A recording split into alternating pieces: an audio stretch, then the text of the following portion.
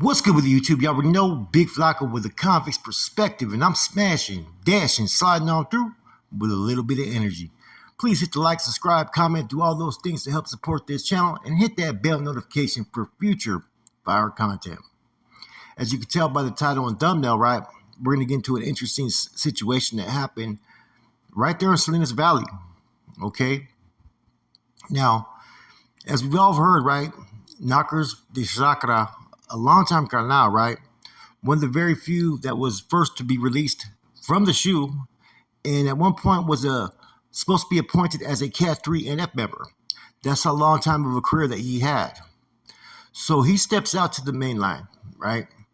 Now, Knockers had established different sources, right? Because he had ties down south, right? So he had good relationships with a lot of Southsiders that were on that yard, as well as some on the streets, and he was doing business. And in doing business, he was generating money. Now, bear in mind, this is all new to everybody, right? But there's more respectable reports with NF and MA, Norteños and Sureños in the state, okay? And it's pretty much like an open reign, right? To where, yeah, you got to be respectful of certain people's territories, right? Like not coming in, collecting taxes, but doing business on a whole different level is business, right? A lot of business was being done more up north on the MA's part. You know, they had that pass to go ahead and do so, right? It's supposed to be a, what you call, interstate compact, to where you can pretty much do business with who you're doing business as long as you don't infringe on territory claims or taxation, right? Now, apparently, Knockers was, you know, getting some money. He was getting it. And a lot of Southsiders were benefiting from him. He was treating them right, and they wanted to fuck with him, right? Now, apparently, in the midst of things, right, there was an Emedo, one in particular, right? There was a few Emedos that didn't like what Knockers was doing because they looked at it as, you know, these are our people. And you didn't have too many Northerners that would want to do any business with any MA members, right? So there's an individual named Woodie, right? Woodie's a longtime MA member who's from Compton. Is one of the main ones that pushed those issues, right? You had other inmates that were pissed off, right? But there was one in particular that was really upset about it, man. It made a big old stink about it, right? Now, Conejo, right, was the one that all the complaints were going to. So whenever there was any type of incident, right, you would hear fucking, you know, certain inmates would go get at fucking Cornell and complain. And a lot of times, right, man, Cornell was doing a lot of fucking weird shit. He was meeting up with IGI, SSU, right? He was having relationships with the MA members a little bit too over familiarized. And he was just strung out on that heroin. Now, apparently, you know, this individual and others, right, from the opposition side, right, were talking about how much money he was generating, how much income, and how much of a fucking, you know, problem he was coming in certain people's territories down south.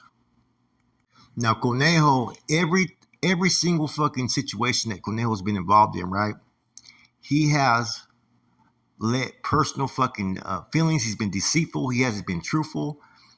Every time there's been a hit involved, what is the reasons why he was demoted in the first place, right? Because there was always questions, right? And this is a prime example of such as well, right?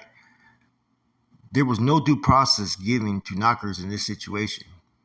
You know, they just had cats from down south that were hating on what he was doing, and pretty much Conejo sold him out. How are you able to make a move like that? What he did, right, and he got basically those that were basically part of his minions, right, was to basically say misappropriation of funds, right? That he wasn't reporting all the money that he was generating, that he was stealing from the familia, right? But yet none of that was even proven true. And if it was, it came from who? An individual that's part of the traditional opposition who was already pissed off because the dude's doing business down south, right? Straight up hating on the highest level, man. That's all it was. And Knockers has been around for a long time, you know? And it wasn't like he was hiding what he was doing. He was doing all this out in the open. Now, if it's all supposed to be respect and all hostility, raza, this and that, let's have a working relationship then. And you guys can come up north and do as you want. Well, why not? Why can't Knockers do what he's doing? Why is there a problem there? Once again, one particular group feels that they're superior to the next. And then there's always that individual that's going to sell them out, man. In a lot of ways, it should say a lot about the type of character that Knockers was, that he had that many Southsiders that wanted to do business with him. I mean, that means that he had a good reputation. And so for someone else to complain and hate, man, and for someone part of his organization to take sides, because he's not going to openly take sides, Conejo's not. He's going to find reasons to fucking spin a narrative, right, that Knockers was doing this and that to justify why hitting him. While at the same time, he's doing backdoor dealings with the same people that want to have him hit.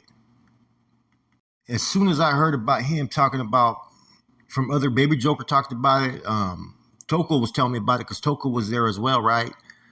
And, you know, a lot of this, what I'm speaking on is true, right? They hit a lot of brothers during that time frame just to clean fucking house. Anybody that was potentially a threat, right? They had a roster, right? The Southsiders did. And I talked to a Southsider about this.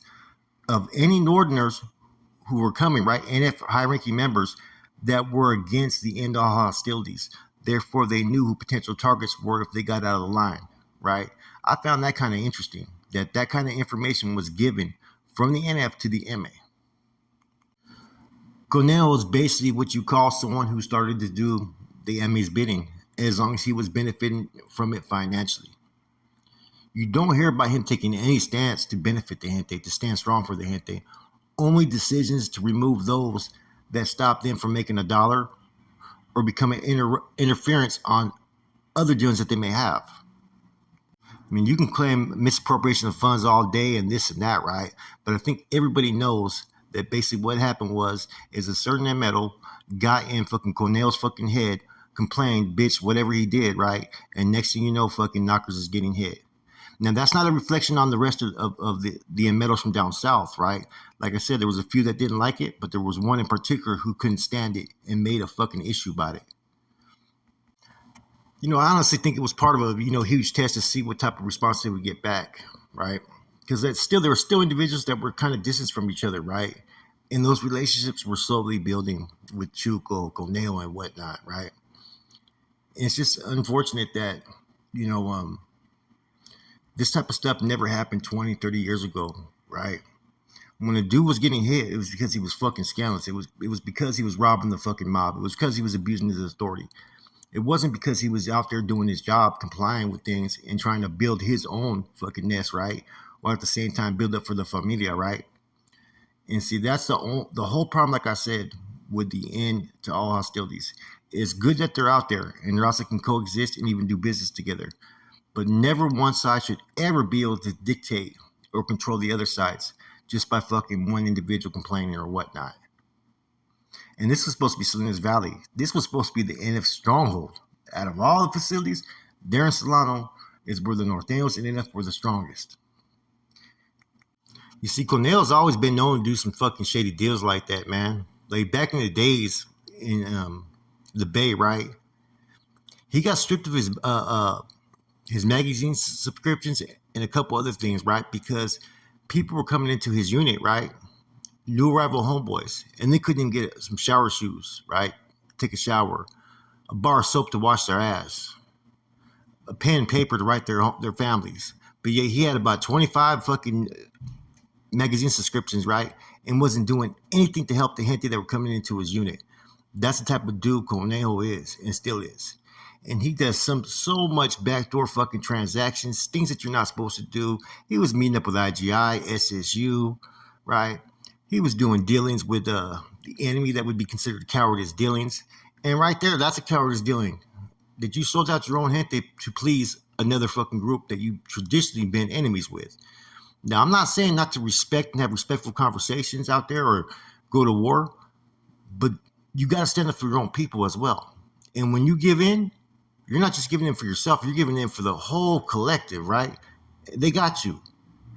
That's why all that stuff, when I heard about the fucking Mariposa, the butterflies, as far back as I knew, that was always an anime trademark. Why the hell would Cornell even want to embrace that unless he's trying to put the fucking homeboys in line with the anime? And that's what it looks like.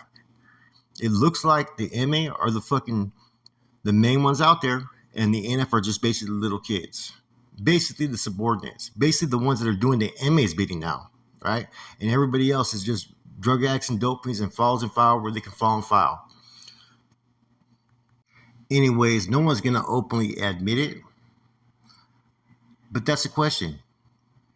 Did Woodie from Compton complain that much to the NF that the NF decided to remove one of his own, or basically complained to a trader in Conejo?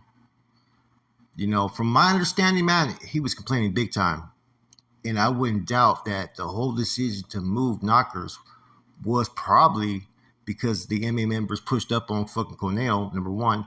Number two, there may have been some money involved offered to Cornell to get rid of him. And three, maybe all this whole situation and what Cornell's put forth, he's been in cahoots for a minute. And what it looks like, man, is he's selling out the NF and North Daniels to the MA, right? That's just my personal opinion. You know, like I said, man, I don't mind them being out there. There's a lot of righteous dudes that I know as individuals that are MA members that are down to earth dudes, man. But there's also dudes like that, man, that are going to sit there and try to push and backdoor politic and do all the stuff that they do within their organization. See, that's the stuff that the MA does within the organization when someone infringes on territory. Don't bring that shit to the NF doorstep is what I'm trying to sit there and say, because that's going to affect the overall collective, man, because there's a lot of Northerners that did not understand why that happened because they're witnessing things that they're seeing. They may not have a voice, but they do have eyes and ears, and they can see what's going on around them. With that said, your boy Flacco of Comics Perspective, I'm gone.